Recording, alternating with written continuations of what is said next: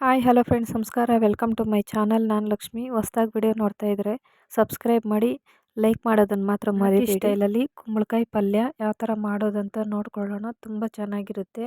ರೊಟ್ಟಿಗೆ, ಚಪಾತಿಗೆ ತುಂಬ ಸಕ್ಕತ್ತಾಗಿರುತ್ತೆ. ಈ ಥರ ಮಾಡಿಕೊಂಡ್ರೆ ಇಷ್ಟಪಟ್ಕೊಂಡು ತಿಂತೀರಿ ನಾವು. ತುಂಬ ಚೆನ್ನಾಗಿರುತ್ತೆ ಕಾಂಬಿನೇಷನ್ನು. ಮುದ್ದೆ, ಚಟ್ನಿಗೆ ಸಕ್ಕತ್ತಾಗಿರುತ್ತೆ ಈ ಥರ ಮಾಡಿಕೊಂಡ್ರೆ. ನೋಡ್ಕೊಳ್ಳೋಣ ಯಾವ ಥರ ಮಾಡೋದಂತ.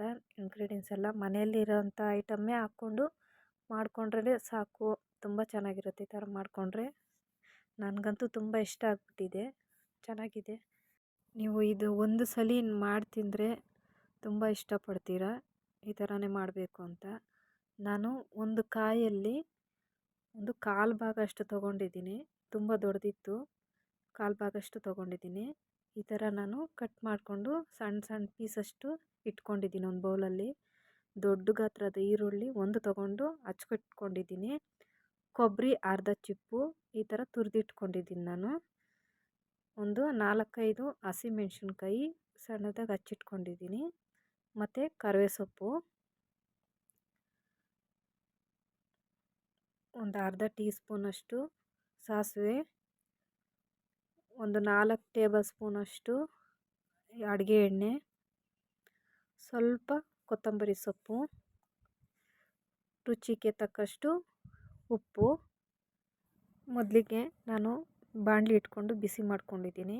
ಬಿಸಿ ಆದ ನಂತರ ನಾನು ಅಡುಗೆ ಎಣ್ಣೆಯನ್ನು ಹಾಕ್ಕೊಳ್ತಾ ಇದ್ದೀನಿ. ಎಣ್ಣೆ ಕಾದ್ಮೇಲೆ ನಾನು ಸಾಸಿವೆ ಹಾಕ್ಕೊಳ್ತಾ ಇದ್ದೀನಿ. ಸಾಸಿವೆ ಹಾಕ್ಕೊಂಡು ಅದು ಚಿಟಪಟ ಅಂದಮೇಲೆ ಕರಿಬೇವು ಸೊಪ್ಪು ನಾನು ಹಾಕ್ಕೊಳ್ತೀನಿ. ಕರಿಬೇವು ಸೊಪ್ಪು ಆದಮೇಲೆ ಹಸಿ ಮೆಣಸಿನ್ಕಾಯನ್ನು ಹಾಕ್ಕೊಳ್ತೀನಿ. ಇವಾಗ ನಾನು ಈರುಳ್ಳಿಯನ್ನು ಹಾಕ್ಕೊಂಡು ಮತ್ತು ನಾನು ಫ್ರೈ ಮಾಡ್ಕೊತೀನಿ. ಜಾಸ್ತಿ ಫ್ರೈ ಮಾಡ್ಕೊಬಾರ್ದು. ಇದನ್ನು ಕಲರ್ ಚೇಂಜ್ ಆಗುತ್ತೆ ಅಂತಾರಲ್ಲ, ಆವಾಗವರೆಗೂ ಬೇಡ. ಸ್ವಲ್ಪ ಫ್ರೈ ಆದರೆ ಸಾಕು. ಇದು ತುಂಬ ಚೆನ್ನಾಗಿರುತ್ತೆ ಈ ಥರ ಮಾಡಿಕೊಂಡ್ರೆ. ಆ ಥರ ಚೆನ್ನಾಗಿ ಮಿಕ್ಸ್ ಮಾಡ್ಕೊತಾ ಇರಬೇಕು. ನೋಡಿ, ಇಷ್ಟು ಮಾತ್ರ ಫ್ರೈ ಮಾಡಿಕೊಂಡ್ರೆ ಸಾಕು. ಜಾಸ್ತಿ ಬೇಡ. ಜಾಸ್ತಿ ಫ್ರೈ ಮಾಡಿಕೊಂಡ್ರೆ ಚೆನ್ನಾಗಿರಲ್ಲ. ಇದು ಇಷ್ಟಾದರೆ ಸಾಕು. ಈರುಳ್ಳಿ ಎಲ್ಲ ಫ್ರೈ ಆಗಿದೆ.